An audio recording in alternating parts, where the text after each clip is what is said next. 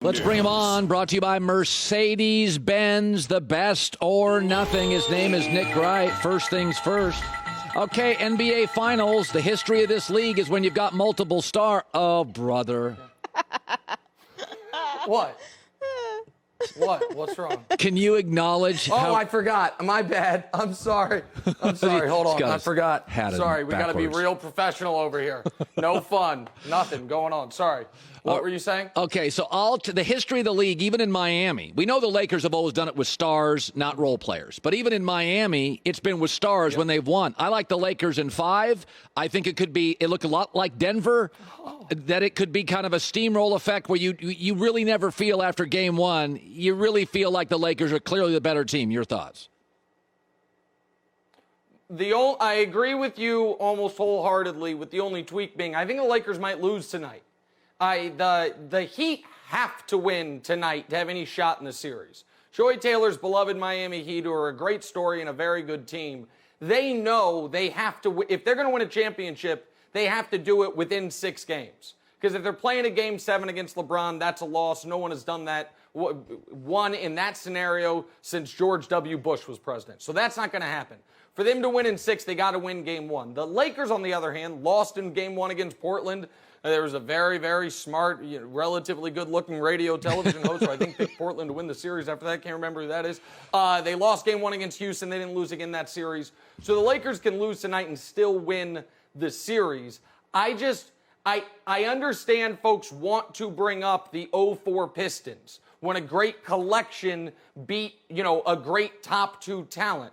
But the reason everyone has to bring up the 04 Pistons is because how rare that is, and the difference between the 2004 Lakers and the 2020 Lakers is the 2004 Lakers hated each other, and this team seems to really, really love each other. And oh yeah, by the way, they've got a guy who hasn't lost a playoff series where he's been the favorite since 2011. Wow. So I'll go with him. I also agree with you. I think it's Lakers in 5.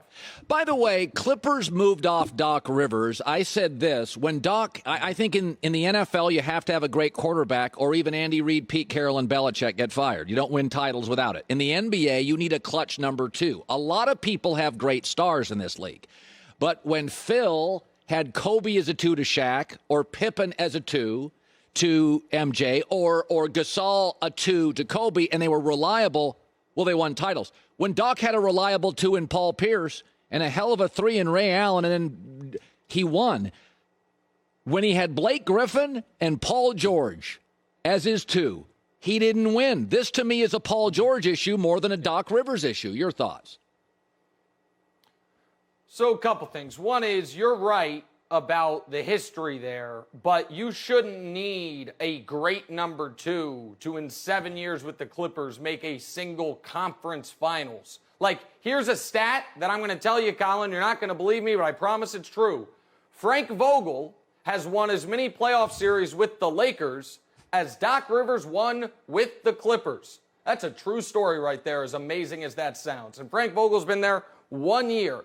With that said, yes, this meltdown is more on the players than the coach, because people can say, oh, it's the bubble, it was lack of continuity. Y'all were up 19 in Game 5 and couldn't close, up 16 in Game 6 and couldn't close, and then up a dozen in Game 7 and fell apart. I never believed this team could win the title, but while I picked the Nuggets to beat them, they clearly could have beaten the Nuggets and would have beaten the Nuggets if just either Paul George or Kawhi seized the moment. But if you want to blame Paul George, it's fair, and I will add something to it, Colin. I wonder if Paul George's commentary after the series of we never viewed this as championship or bust, how do you think that sat with Steve Ballmer? And I think it's totally in place. Steve Ballmer said, wait, what? My message was not getting communicated then, because I didn't buy 20 million backpacks to distribute to the children of Los Angeles to try to turn them into Clippers fans so we could lose in round 2. It absolutely was championship or bust to the owner. And so when the second best player says it wasn't, I wonder how much that hurt Doc. And I also wonder how much Ballmer was waiting to see. Well, let's see how the Nuggets do against the Lakers. Like, if the Nuggets had beaten the Lakers, maybe Doc still has his job. Ryan Hollins made that point. I think it's a good one. But when the Lakers dispatch of them easily, it's harder to keep dying. So Monday Night Football, I said it's one of those things you can't unsee. Last year I saw the Niners crush the Packers. I mean, it looked like a mismatch in an octagon UFC fight. I could not unsee it. It didn't matter the Packers won their next 5. It didn't matter. It didn't matter they got to the NFC Championship. I couldn't take them seriously. They physically got thrown, like it was like big brother, little brother. I can't unsee Monday night. I can't unsee the fact that Lamar Jackson, when trailing, and everybody knows he's going to throw, is not, the gap's getting bigger between him and Mahomes. Is that fair? Is there, I do think, and I said this too, I said that Mahomes is on an escalator going up, and Lamar's on a people mover at an airport, going faster, but you can't get to the top floor in a people mover. Like, am I wrong? That's a great one. No, and I really hope you asked me about the Chiefs rant you went on earlier. But okay. On the Ravens, I want to give you credit because I think it was you who first said, was it you that made the Lamar-Giannis comparison? I think you said that a few weeks ago, Probably. right? I'm usually brilliant. Yeah, sure. Go ahead and give me credit for it. I'll take it. You bet. No. Okay. All right. Well, listen, if it wasn't you, it was me. I can't remember. I thought I stole it from you. Maybe you stole it from me. Who knows?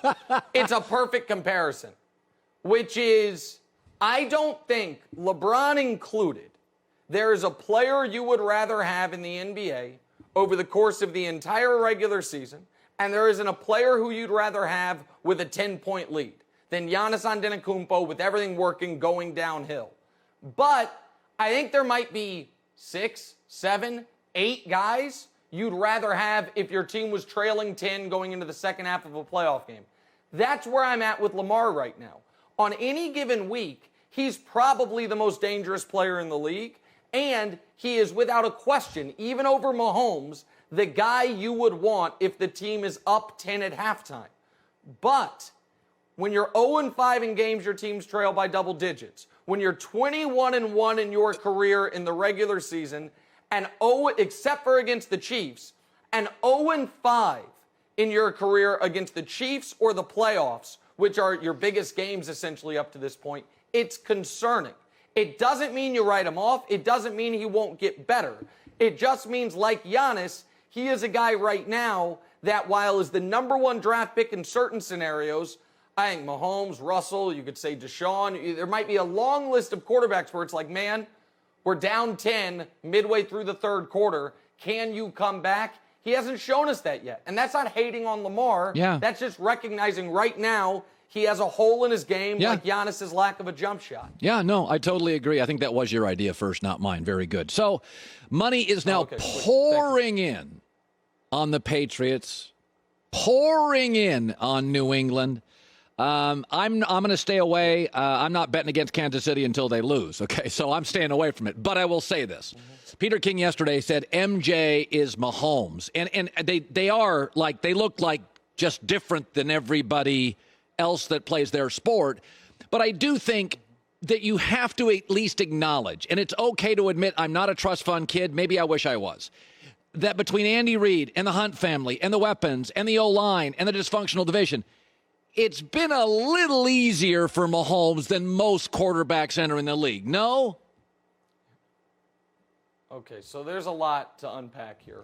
One is, just so America knows, when Colin Cowherd says money is pouring in on the Patriots and the line is moved, that probably just means Colin made a medium-sized wager by his standards and moved it. So just so everybody knows, that's what he means. That's first of all. Second of all, on the Jordan part, I really love how you've painted Michael Jordan's story of rags to riches because he had to overcome, the coaching from Dean Smith, then Phil Jackson, and getting Scottie Pippen by year 4.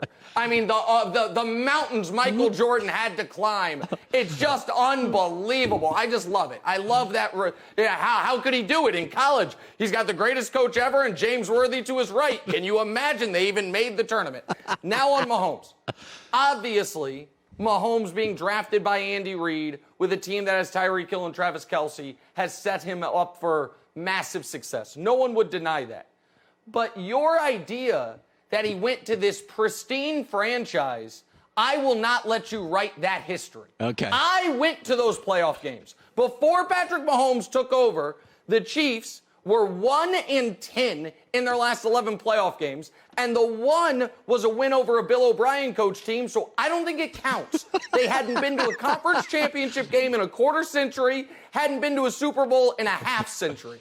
So this idea that's like, oh, well, the trophy's named after the dear departed Lamar Hunt, so this is one of the just pristine franchises in the league, it's nonsense. And Mahomes has solved quite a bit for them, and while the offense has been very good, they had those weapons with Alex Smith, and they lost to Marcus Mariota in the playoffs, and the defense up until this year was mediocre at best. So Patrick Mahomes does get quite a lot of that credit, even though I understand he has certainly had it easier than, say, Deshaun Watson, who's dealing with the mess down in Houston. All right, that was very, Nick is from Kansas City, so he's got that labyrinth of stats. Yeah. He can just, look at that. I mean, you were so good, and now look at you. I got a new hat, too. Hold on, let me get it right. Oh, that's even worse. So you put it on. Is that better? No, you're not even hireable now. I mean, not even employable with that look. All right. Sorry, my bad. See you later, Colin. Nick Wright, first things first. Kansas City Chief, heart, soul, great stuff. Hi, everybody. Thanks for watching. Subscribe here to get the latest from the show.